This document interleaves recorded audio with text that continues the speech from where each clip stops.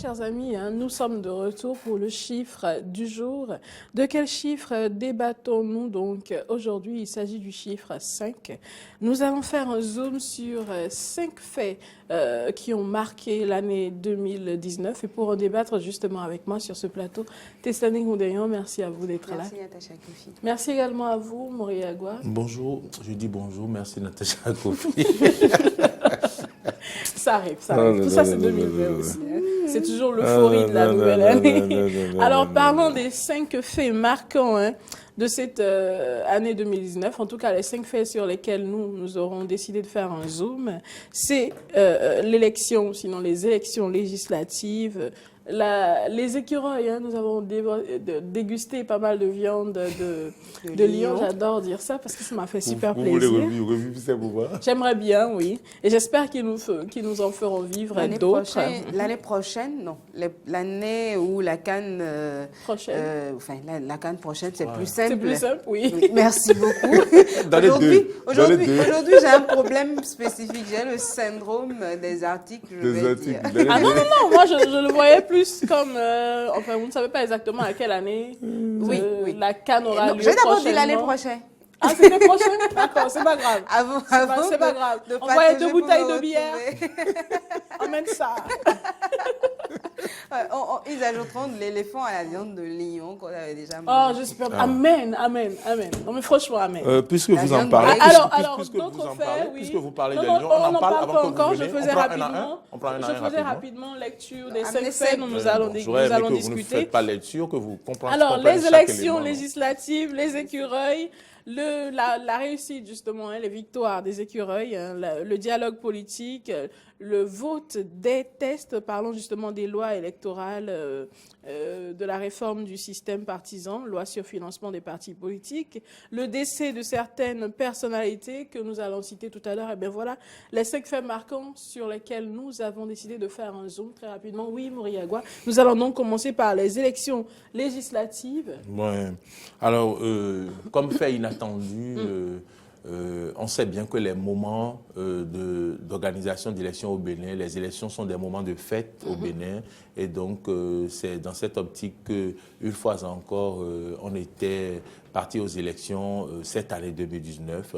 Et donc, vous savez, avant les élections, il y a eu certaines situations sur lesquelles on ne va pas revenir, certificats de conformité et autres, donc, qui a fait que finalement, on n'a eu que deux partis qui sont partis aux élections législatives, le bloc républicain et l'autre bloc, c'est le bloc républicain et l'Union progressiste. Et donc, finalement, on est allé aux élections.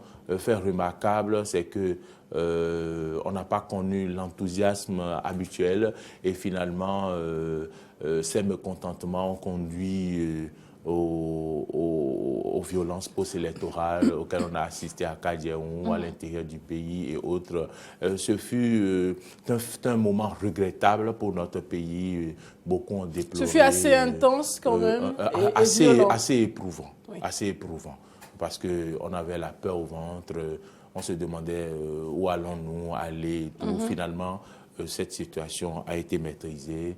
Et puis voilà. Notre prière, c'est que cela n'arrive plus. C'est un fait. Que cela n'arrive plus, parce que les séquelles sont encore là.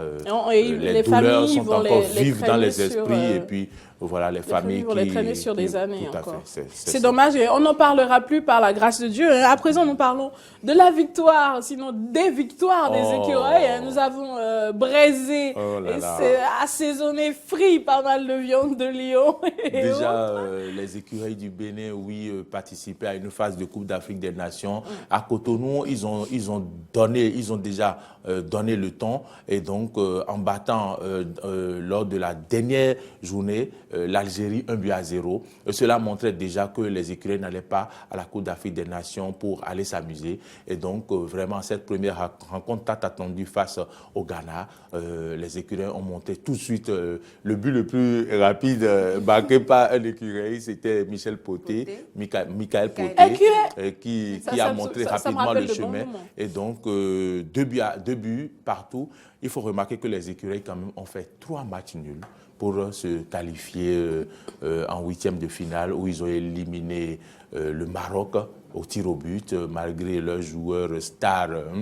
Voilà. On ne pourrait parler des écureuils sans parler finalement, rapidement. Le pays est d'abord déjà pour la qualification en 8e de finale. J'ai vu un Cotonou en ébullition, en effervescence. On ne pourrait parler des écureuils sans parler de Tacha quand même qui était en tenue de sport sur la matinale des vacances. Tacha, l'autre Tacha, en tenue de sport sur la matinale des vacances pour soutenir les écureuils avec sa corde à sauter et qui se braisait pas mal de Les écureuils également sans parler du passage de Saturnin à Lagbé. Absolument, par ici. Non, des performances d'abord de Saturnin à Lagbé, à cette CAN et ensuite son passage sur la matinale des vacances de Eden TV en son temps. Il aura également esquissé quelques pas de danse. Mais moi, je voudrais rapidement aller un peu en contresens quand vous parlez des écureuils. Je pense que ça a été un grand satisfait en 2019 pour tout un pays. On a vu comment le sport pouvait unir toute une nation. Moi, j'ai suivi cette qualification justement là des écureuils hors de ma maison ou hors d'un endroit fermé. Je suis restée dans un espace public et j'ai vu justement combien toutes ces personnes-là étaient dans l'euphorie. Il y avait cette joie-là qui pouvait planer. Vu les opposants sauter dans les bras des mouvanciers. Les opposants, je n'ai pas vu, mais je voulais rapidement rappeler que ce n'était pas un point de satisfaction pour notre sport parce que c'était juste une participation à la CAN et on aurait voulu aller plus loin. Et on ne peut pas non plus tabler seulement justement sur cette belle participation des écureuils à la CAN. Ce n'est que le football et on a d'autres disciplines sportives qu'on aurait voulu voir briller également parce que ce ne sont pas que les footballeurs qui sont... Ça a commencé avec le roller. J'ai commencé par là. J'ai commencé par là et j'ai juste chuté. Mais dont on n'a pas assez parlé, mais ce sont des écureuils aussi. C'est tout.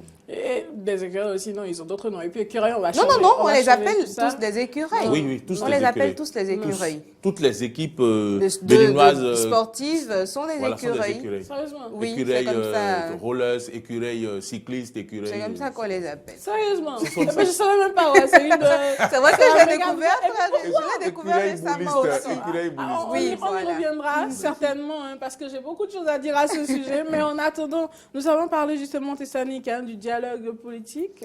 Ah oui, dialogue politique tant attendu qui, selon certains avis, n'aura pas été totalement inclusif, mais qui nous aura quand même permis d'aboutir à certaines réformes qui, nous l'espérons, vont permettre de ne plus vivre les mêmes scénarios que nous avons vécus et que Maury et vous abordiez tantôt. Je pense que le dialogue politique est intervenu pour permettre aux uns et aux autres de passer l'éponge, on va le dire comme ça. Est-ce que cela a été véritablement fait? Certaines personnes ont dit oui, cela nous a permis d'évacuer. D'autres continuent de rester au dehors et de dire non, nous ne nous sentons pas concernés par ce qui se fait. Et je pense qu'on ne fera pas un autre dialogue politique de sitôt. Ça pourra intervenir, qui sait, si les tensions continuent. Mais il faut déjà dire que beaucoup de tensions ont été calmées par ce dialogue politique. Beaucoup de choses ont été faites justement par... Le dialogue politique nous a permis d'aboutir à la révision de la Constitution, d'autant de tests de loi et tout. Et si ce dialogue a quand même permis à l'opposition ou à une frange de l'opposition, parce que toute l'opposition n'était pas présente, de croiser les crampons, on va le dire comme ça, puisqu'on a parlé des écureuils tout à l'heure avec la mouvance, c'est déjà un satisfait. Si c'était pas évident de s'asseoir à la même table et de discuter. Parlons maintenant des lois électorales, des réformes du système partisan, loi sur le financement des partis politiques. Il faut dire quand même que c'était... Il y en a beaucoup qui ont poussé un ouf de soulagement tout de même parce qu'ils attendaient cela depuis quelques années maintenant et c'est un ouf de soulagement. Oui, je vais juste parler de cette avancée. C'est pour une première fois qu'au Bénin, on peut parler de certaines réformes comme le financement des partis de l'opposition. Des partis politiques en général. Pardon, des partis politiques, je voulais dire, pas des partis de l'opposition.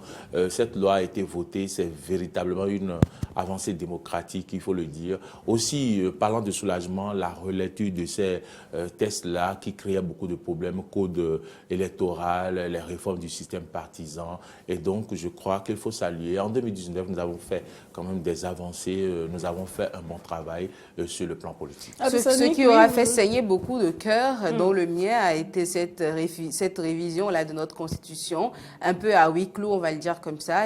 Mais tout le monde a été satisfait des différents textes qui ont été revus justement dans la Constitution, parce qu'il y a eu plus de peur que de mal. On a constaté que c'était une révision assez objective. Ce qui a été fait nous permet d'aborder ou d'amorcer une meilleure dynamique politique, je vais le dire comme ça. Nous l'espérons. Hein. À présent, nous allons parler du décès de certaines personnalités quand même au cours de cette année 2019. Hein. Ça a été une année dure. Oui, il y en a un dont oui, vous Albert vous Thévo Idré, Basila Djoumouni, je ne sais pas, il y a d'autres noms. Oui, Toronstan, voilà. Il y a eu même le décès le plus surprenant de Doussouza. Oui, Doussouza. Comment nous l'appelons, l'ancien ministre Marcel Doussouza. Son décès, on n'y a pas cru, on a pensé que c'était une fausse nouvelle ou une fausse alerte, mais c'est autant de personnes qui nous ont quittés et autant de personnes qui d'ailleurs ont marqué l'histoire de ce pays, autant de noms qui resteront à jamais gravés dans les cœurs, dans les esprits. Absolument. Et une fois de plus, hein, nous présentons nos sincères condoléances aux différentes familles éplorées. On ne cessera jamais de le faire parce que vous perdez un être cher. Et c'est un vide qui reste à vie. Hein. Ça ne se comble véritablement jamais. Et c'est également un grand vide pour la nation parce que ce sont de braves hommes qui, chacun à leur façon, a apporté ou ont apporté leur pierre à l'édifice du Bénin tout de même. Alors, maximum de respect et vive condoléances, donc je veux dire. Tout à fait, vous avez raison. J'allais dire vive compassion à tout ce peuple béninois qui a perdu ces hommes-là. La douleur persiste dans cette famille. Alors, chers amis, nous allons simplement passer à la suite de tout ceci. Merci à vous deux. Merci. Et je reste persuadée qu'il y a certains points sur lesquels nous allons revenir parce qu'on a pas mal de choses à dire sur ces points-là.